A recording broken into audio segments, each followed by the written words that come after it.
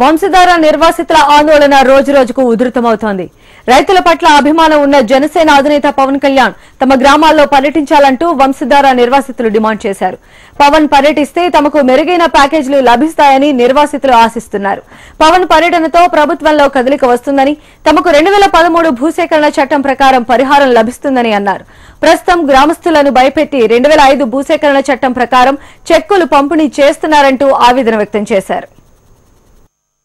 2013 చట్టం వచ్చింది. ఆ ప్రధాన డిమాండ్ రైతాంగంలో డిమాండ్ ఏంటంటే 18 గ్రామాలు ఒకే పాట మీద ఉన్నారు.